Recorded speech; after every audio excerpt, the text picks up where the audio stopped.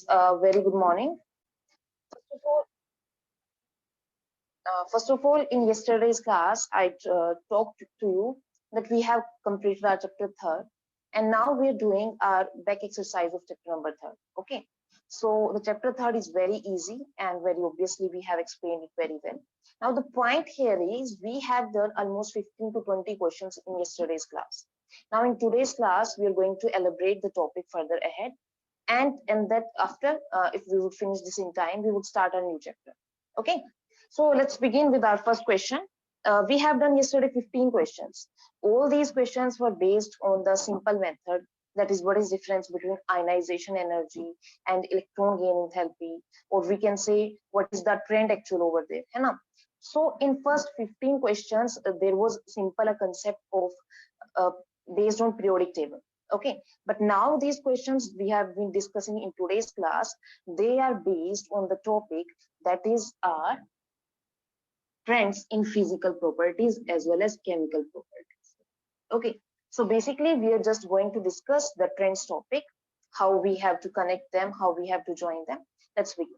Okay, so let's start. Before starting, I would like to describe that in this question number 16, we have been provided the ionization energy, and we have been asked that why beryllium has higher ionization energy than boron. Okay, so let's start. The first question is why beryllium has higher ionization energy than boron. Okay, now which a very simple point is whenever we have to check out either our ionization energy or electron gain enthalpy, our first point is to check out the electronic configuration. To check out the electronic, clear? So same as it is if I have been हर एक का जो atomic number है, we know that very, है ना? We know that our beryllium and boron, they are interconnected to each other, whereas the boron has only Z equals to 4, boron has Z equals to 5. Now this suggests that the electronic configuration is 1s2 2s2, and it contains 1s2 2s2 2p1. Now the question is beryllium has higher ionization energy than boron. So what is the reason behind that? We have been asked that why beryllium has higher ionization energy than, and we know that very well. That answer according to it is very usual, that beryllium has something which has completely electron filled. It has 2s2, that means 2 electrons are completely filled in the particular subshell. If I'm talking about boron, it has 2p1. The 2p1 represents 1 electron in p subshell. So tell me one thing, removing electron from p subshell is easy than s subshell. Is it clear or not? Is it easy to remove a single electron from a p subshell than removing an electron from completely filled subshell? Okay, so this is the reason, due to presence of 1 electron in p subshell, we can provide less energy to remove electron, and hence when we remove the electron, when we provide less energy, it would easily be able to remove the electron. The ionization energy of boron would be less, and hence we can prove that beryllium is something which has higher ionization energy than boron. See, bache, you know very well that as we move from left to right across a period, our ionization enthalpy kept on decreasing. But what's happening over here? The beryllium and boron is something which is exception case. Okay, so this was all I wanted to say to you. Now let's move to our next question. The next question is why oxygen has lower ionization energy than nitrogen and fluorine. The next question is why oxygen has lower ionization energy than nitrogen and fluorine. See, हमें पता है कि oxygen की ionization energy nitrogen और fluorine से कम क्यों है? The definite answer is totally dependent upon the electronic configuration. So you can go through it and you will easily able to calculate why is it so. If I'm talking about my oxygen, it has Z equals to 6, that is 1s2, 2s2, 2p2. And if I'm talking about my nitrogen and fluorine, it is 2p3 and this is 2p4. Sorry, 2p5. Yes. Now, as we see, the fluorine is something which has one electron less to complete its field subshell. तो अगर इसके अंदर already कमी है, इसके अंदर already absence है एक इलेक्ट्रॉन की, तो it seems very impossible for it कि it would release an electron with ease, because it wants one electron to accept it so that its p subshell would be completely filled to make p6 subshell. Clear? So it wants to gain an electron rather than losing the electron. So if we want to remove the electron from it, we have to provide very, very high ionization. Okay. Now, same as it is, this is something which is 2p3, the half filled subshell. Whenever we have started our electronic configuration, I have told you that there are some exceptions which told that either it is p3 or p6, d5 or d10, that is half filled and full filled. हमारे जितने भी orbitals हैं, either s, p, d or f, if they are half filled or fully filled, that means they have something which is in extra stability. They have something which is higher stable. Okay, so if these elements are super stable, so electron removing would be very difficult. So there would be much energy required to remove that particular electron. Yeah. So ionization energy in both the cases would be very high because of the configuration. Removing of electron is very difficult. Am I clear? Removing of electron is very difficult. Here. Now, same as it is, if I'm talking about oxygen, it has 1s2, 2s2, 2p2. Rather than 2p3 and 2p5, it's very easy for oxygen to remove a particular electron. Clear? So it's easy for 2p2 to remove a particular electron to make 2p1 as compared to 2p3 and 2p5. And hence we can say oxygen has lower ionization energy than nitrogen and fluorine. Am I clear? Okay, so this was all I wanted to explain. Now let's move to our next question. Our next question is that's also on the ionization enthalpy. But the point is, in this question, we have been asked with two different ionization enthalpy. That is first ionization enthalpy and second ionization.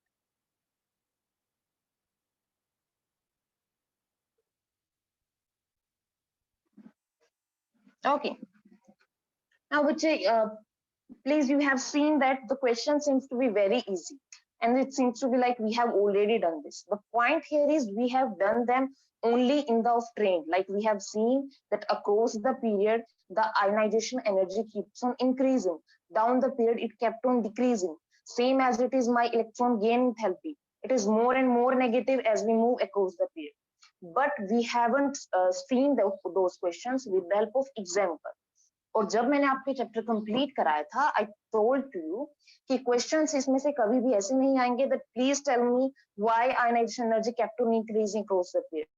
There are very less chance. The question would come why fluorine is more electronegative than oxygen. Why on increasing across the period, like as lithium or beryllium, boron, my ionization energy kept on increasing. So we have to provide with the help of name of atoms. All right. So I want to explain to you then whenever we need to calculate the ionization energy or the electron gain enthalpy or any kind of trend, we need to check out what would be the examples, what would be the benefit to calculate them. Okay. So this was all I wanted to say. Now we have done our first question. We need to keep moving with the second question, that is ionization enthalpy of sodium and magnesium. So the question is, we have been provided with two elements, sodium and magnesium. First of all, when the ionization enthalpy is asked, the first point in your mind should come the electronic configuration. That means मुझे फटाफट से electronic configuration लिख लेनी है. What is of sodium and what is of magnesium. Am I clear? Now, the sodium and magnesium electronic configuration totally dependent upon the atomic number. So if we need to write the electronic configuration of sodium and magnesium, we need to write their atomic number. The atomic number of sodium is 11 and the magnesium is 12. So can I write electronic configuration as 1s2, 2s2, 2p6, 3s1, 1s2, 2s2, 2p6, 3s2. Clear? Now the question is, how would you explain the first ionization enthalpy of sodium is lower than that of magnesium? So we have been asked that the first ionization enthalpy of sodium is lower than the first ionization enthalpy of magnesium. Now the best point to understand is this, bache, the stability. Whenever I have explained you, whenever I have told you this particular concept, I told you that each atom wants to gain the noble gas configuration or the maximum stability. The maximum stability, the noble gas configuration means they have complete filled subshell like P6. Now it has only one electron in 3s subshell. Ionization energy means we need to require the particular electron from the last shell of the atom. Okay, so removing an electron from 3s1 is much easier as compared to 3s2 because it is completely. Dobara suniye. 3s1 is something which has only one electron, whereas 3s2 which has completely filled 2 electrons. Now, if we remove one electron from sodium, it would become sodium positive. Its electronic configuration would be 1s2, 2s2, 2p6. That is p6 configuration, noble gas configuration, maximum stability. तो ये बहुत ease के साथ, with the very ease, it would release an electron compared to magnesium. Okay, so we can say that whenever we need to remove a particular electron from S subshell, it would be easier, and hence ionization energy of sodium would be lower than ionization energy of magnesium. First one, but this is not our complete question. The question is, we have been asked what would happen if we need to calculate the second ionization energy. Okay, so this was only and only about first ionization energy. Now we have to calculate the second ionization energy. For second ionization energy, it has completely filled subshell, that is 2p6, whereas it is something with 3s1. So we can here understood that this is something which is electronic configuration of sodium right now. Magnesium positive, 3s1 seems like sodium. So removing one electron from this would be easier than this. Hence we can say sodium 2 positive ionization enthalpy is much higher than second ionization enthalpy of magnesium 2 positive. Am I clear or not? Am I clear or not? So if we need to calculate the ionization enthalpy, we keep to mind only two things. First one is the electronic configuration, and second one is the maximum stability, or we can say the noble gas configuration. Clear? So this was our second question. I hope you have understood this. Now we are going to move with our 18th question. The question is, what are the various factors due to which ionization enthalpy of main group element tends to decrease down the group? And we know that very well. Whenever we need to move down the group, the ionization enthalpy decreases. And what is the reason? The answer is atomic size. Atomic size down the group kept on increasing. Atomic size kept on increasing down the group. So if atomic size kept on increasing down the group, that means the more and more subshell is over there. So removing an electron would be much easy because there would be less attraction of nucleus to the electron. Am I clear? एक simple सी बात है बच्चे, अगर size बड़ा होगा तो मेरा जो न्यूक्लियस है और इलेक्ट्रॉन है उन दोनों के बीच में डिस्टेंस ज्यादा हो जाएगी। डिस्टेंस ज्यादा होगी तो attraction would be less. Attraction less होगा तो electron would no longer to sustain in a particular shell, वो बहुत इजीली थोड़ी सी भी एनर्जी देने से बाहर रिलीज कर सकता है। So there would be ease for the electron to remove itself. Same as it is, we can say the ionization enthalpy would be less. We have to provide only less energy to remove electron down the road. Am I clear? Another factor is shielding effect.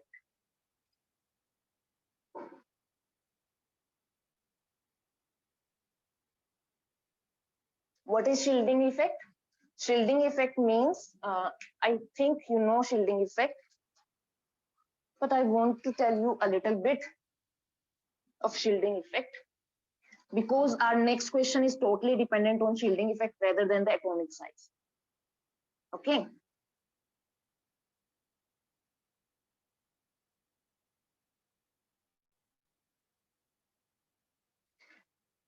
All right. Let's see about shielding effect.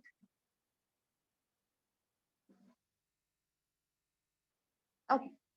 So if I want to say this is my nucleus and there are electrons present around it which are revolved. So shielding effect हमें ये बोलता है the electron which is outside the nucleus or which is present in the outer shell, due to the electron which is inside the subshell would not feel much attraction of nucleus. मतलब क्या हुई? देखिए एक simple सी बात है, यहाँ पे जो न्यूक्लियस है it has the capacity to attract all the electrons, but the electron which is present in the outermost subshell, due to presence of other electrons, would not feel much attracted, because the electrons present in the inner subshell, they are like a shield, they are like a shield attracting, or sorry we can say stopping the attraction of the electron. तो ये एक screen का काम कर रहे हैं, एक shield का काम कर रहे हैं इलेक्ट्रॉन्स, जिसकी वजह से जो हमारा आउटर इलेक्ट्रॉन है that would not be able to gain much attraction.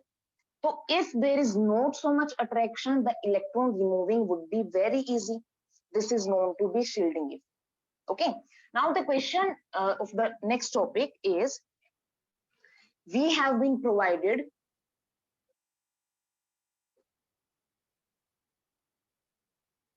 this is our group 13 element. The question is, as we down the group, हमें पता है as we move down the group, the ionization energy mostly kept on decreasing. We have studied that the ionization energy kept on decreasing generally down the group. This is a general trend. Okay, but the question here is, when we move from beryllium to boron to aluminium, it's decreasing, but suddenly in the case of gallium it's 579, it's increased little bit. Same as it is in indium, again it's decreasing. Then in tellurium it starts again increasing. So what is the reason of gallium and tellurium that the ionization enthalpy is increasing rather on decreasing? मेरा question समझ में आया? हमें एक general trend पता है that as we move down the group, my ionization energy kept on decreasing. But as we have seen with the help of example, we have observed that my gallium and my tellurium is something which has a higher ionization energy than others. So what is the reason behind that? Anyone could explain? What would be the reason behind this? The answer is shielding effect. Shielding effect की वजह से हमारा effect पड़ रहा है. The question is, when we move from aluminium to gallium, there would be D subshell. Same as it is when we move from indium to tellurium, there would be F subshell. And we have studied in our second chapter that shielding effect says S subshell have the maximum shielding effect, then P, then D, then F. That means if I'm talking about gallium, their D electrons are present in the shell. So due to D electrons, they are not able to screen or to shield much electrons, and hence the electron releasing would be very easy. Am I clear? देखिए simple सी बात है कि हमें पता है screening effect है वहां पे, स्क्रीनिंग इफेक्ट की वजह से साइज सॉरी आयनाइजेशन एंथैल्पी कम भी होना चाहिए था, but the point is this is the, this is not so much tendency to shield the electrons, to screen the electrons. तो जितना इफेक्ट होना चाहिए था उतना ना होकर के उससे बहुत कम हो रहा है, जिसकी वजह से आयनाइजेशन एनर्जी स्लाइटली इंक्रीज कर रही है rather than decrease. Okay, same as it is, this is tellurium is very big, it contains F subshell. F is very poor in shielding, it's like it doesn't have any shielding effect, उसके ऊपर कोई effect नहीं हो रहा है और वो बहुत इजीली इलेक्ट्रॉन को रिमूव कर रहा है। Okay, so this is all I wanted to explain. I hope you have got the point. Now let's move to our next question, question number 21.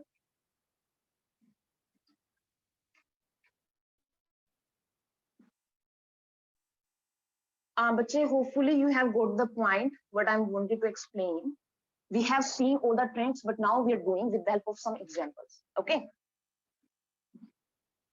All right. The next question is, how would you justify the second electron gain enthalpy of oxygen? That means oxygen is accepting an electron to make O negative. Okay. And second, he is asking, this is first electron gain enthalpy. Second, he is saying he is accepting one more electron and it would become O2 negative. That is known to be second electron gain enthalpy. Now the question is asked, according to you, what would be the second electron gain enthalpy? Would it be positive or negative? Okay, now first of all, what is the definition of electron gain enthalpy? Electron gain enthalpy is defined as energy required we can say released whenever a particular atom absorbs an electron towards it. यानी हमें बहुत simple पता है कि gain enthalpy का meaning है कि एक एटम जो है वो एक इलेक्ट्रॉन को अपनी तरफ अट्रैक्ट कर, वो गेन कर रहा है. Now the point here is, if I'm talking about my first electron gain enthalpy, it has the configuration of 1s2, 2s2, 2p2. Okay.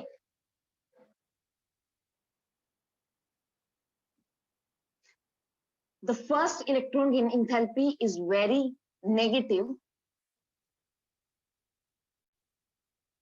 because it's releasing energy very easily to gain a particular electron. It would be very easy for it to become 2p3. Okay.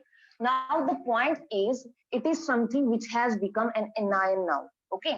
Oxygen negative has become, negative charge is over there. Now, due to presence of a negative charge, we have to provide one another electron. Would it be easy? Definitely not. उसके ऊपर पहले से charge बहुत ज्यादा है, उसके ऊपर पहले से टेंडेंसी है नेगेटिव चार्ज की. अगर हम उसके अंदर एक और इलेक्ट्रॉन प्रोवाइड करेंगे तो negative charge and the negative charge would repel each other. So it's not accepting any more electron right now. Two reasons are over there. First reason is it is half filled. Its p subshell is half filled. That means it is maximum stable. Second point is it is already negative. So gaining an electron would be very difficult because they would start repelling each other. Clear? Now, when they would start repelling each other, would it be easy to accept one more electron? No. So we have to provide energy to it. We are, we can say, providing energy to it to accept electron. और अगर हमें energy देनी पड़ रही है, that means the energy would be positive. The electron gain enthalpy would be positive. Why? Because it is endothermic. And we have studied endothermic always have positive energy. Exo means releasing the energy which is always negative. Okay. So we can say कि इसके पास इसे जरूरत नहीं है, but we are forcefully providing one more electron. So forcefully providing one more electron, that means we have to provide much and much higher energy. Okay, so the electron gain enthalpy would be positive rather than the negative. Am I clear? Is there any doubt, bache, regarding this?